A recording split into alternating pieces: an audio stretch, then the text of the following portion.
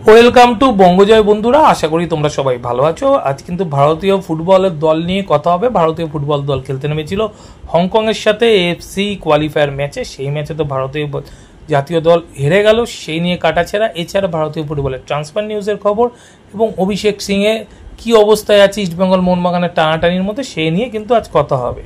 তো সব খবর জানবে তার আগে বলবো, আমার চ্যানেল বঙ্গজয়কে তোমরা বেশি করে লাইক, শেয়ার আর কমেন্ট করো। আর চ্যানেলে যারা নতুন এসছো তারা অবশ্যই সাবস্ক্রাইব করে বেল বাটনটা অন করে দাও, যাতে ফুটবলের সব নোটিফিকেশান তোমরা রোজকার মতন পেতে থাকো। তো চলো প্রথমেই ভারতের জাতীয় ফুটবল দল নিয়ে কথা বলি। আজ ভারতের জাতীয় ফুটবল দল হংকংয়ের মাঠে হংকংয়ের সাথে খেলতে নেমেছিল। আর এই ম্যাচ কিন্তু ভারতে 1 গোলে হেরে গেল। আর ম্যাচের একেবারে অন্তিম লগ্নে ইনজুরির সময় 93 মিনিটে ম্যাচে পেনাল্টি থেকে গোলটি করেন হংকংয়ের ফুটবলার পেরেইরা।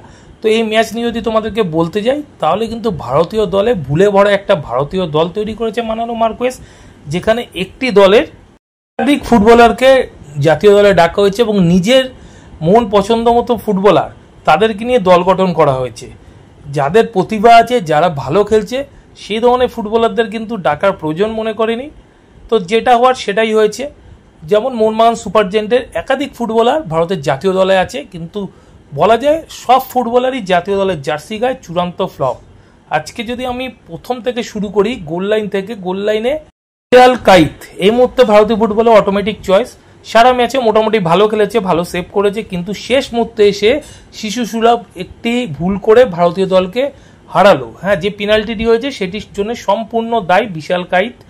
কেননা বিশাল কাইত যেই সময় আউটিংয়ে বেরিয়েছিল তার ভুল আউটিং, এবং যে হংকংয়ের স্ট্রাইকারটি বল পেয়েছিল তার সাথে কিন্তু ভারতের দুজন ডিফেন্ডার গায়ে লেগেছিল, একজন সন্তোষ জিঙ্গান আরেকজন আনুমার। তো সেই জায়গা থেকে ভুল আউটিং করলেন বিশাল কাইত এবং গিয়ে সরাসরি হংকংয়ের স্ট্রাইকারের মুখে মেরে ফাউল করে বসলেন, যেটি একেবারে ন্যায্য পেনাল্টি, এবং তা থেকে গোল খেতে হলো ভারতকে একেবারে ম্যাচে অন্তিম সময়, যখন আর ফেরার সময় নেই। এছাড়া কিন্তু এই ম্যাচে মোহনবাগান সুপার জায়েন্টে যে কজন ফুটবলার খেলছিলেন, তারা বিশাল কাইতি হোক, আশিস রাই হোক, আপুইয়া হোক, লিস্টন কোলাস হোক বা আশিক কুরিয়ান, তো এদের মধ্যে ভালো ফুটবল যদি কেউ খেলে থাকে সেটা বলতে পারি যে আশিস রাই। আজকে কিন্তু আশিস রাই অনেক ভালো ফুটবল খেলেছে আগের ম্যাচ থাইল্যান্ডের থেকে। আর আপুইয়া যদি মাঝমাঠে বলি, তো আপুইয়া কিন্তু আজকের ম্যাচে চূড়ান্ত ফ্লপ। খুঁজে পাওয়া যায়নি তাকে, যেই ফুটবলটি তিনি ক্লাব ফুটবলে খেলে থাকেন, আজ কিন্তু তার ধারে কাছে তিনি ফুটবল খেলতে পারেননি। সেই জায়গা থেকে কিন্তু সুরেশ ওয়াংজাম কিন্তু এই ম্যাচে দারুণ ফুটবল খেললেন, সারা মাঠ জুড়ে ফুটবল খেললেন, ট্যাকেল করলেন এবং চোখে পড়ার মতন ফুটবল খেললেন। মোহনবাগান সুপার জায়েন্টের আরেক footballer left উইংয়ে খেলছিলেন Liston Colaco, club ফুটবলে পুরো ফাটিয়ে ফুটবল খেলে, কিন্তু আজ তাকে তো খুঁজেই পাওয়া গেল না। প্রথমার্ধে আশিক কুরিয়ানকে একটি বল বাড়ানো ছাড়া সারা ম্যাচে তিনি যে কি করলেন কেউ জানে না। ফ্রি কিক হলে গ্যালারিতে বল মারছেন।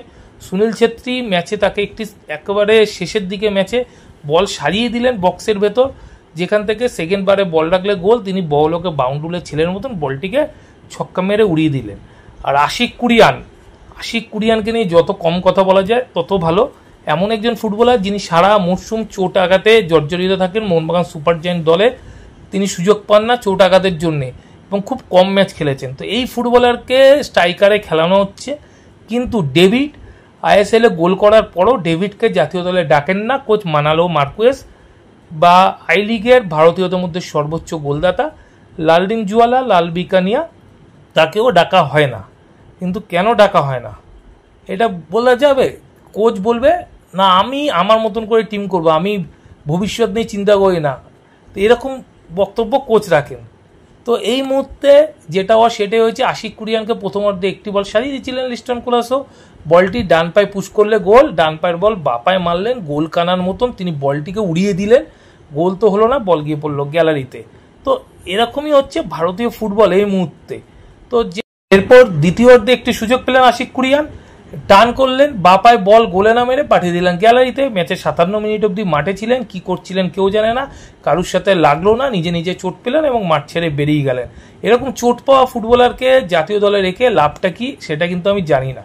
অন্যদিকে তারপর সুনীল ছেত্রী নামলেন এবং কিছু চেষ্টা করছিলেন সুনীল ছেত্রী। একটি ক্ষেত্রে ছাংতের বাওয়ানো বল প্রায় গোল করেই ফেলেছিলেন, হংকংয়ের ডিফেন্ডার ভালো ট্যাকেল করে বলটিকে বাঁচিয়ে দিলেন, যাই ভালো ব্লক করেছিলেন। তো যাই হোক, সুনীল ছেত্রী নেমে কিছুটা চেষ্টা করছিলেন এই বুড়ো বয়সে। আর অন্যদিকে কোচ মানালো মার্কুয়েস তার রিজার্ভেশনের জন্য কিন্তু ভারতীয় ফুটবলের বড় ক্ষতি করে দিচ্ছে। বরিশ সিংকে নামানো হলো, আশিস রায় ভালো খেলছিল, কিন্তু বরিশ সিংকে মাঠে নামাতেই হবে যেহেতু তার ফুটবলার।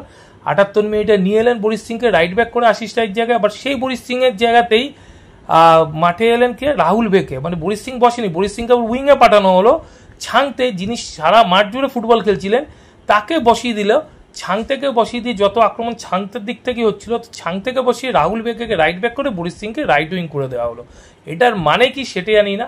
তো এই বরিশ সিং, তারপরে যেই ফুটবলারের নাম বলবো এই উদান্তা সিং এবং অবশ্যই আয়ুষ ছেত্রী, এদেরকে কি কারণে জাতীয় দলে ডাকা হয়েছে সেটা কিন্তু জানি না। উদান্তা সিং পরন্ত বেলা, তো সেই উদান্তা সিং জাতীয় দলে ডাক পায়, কিন্তু একাধিক ভালো ভালো ফুটবলার ভারতীয় দলে সুযোগ পাচ্ছে না যারা আইএসএলে ভালো ফুটবল খেলছে।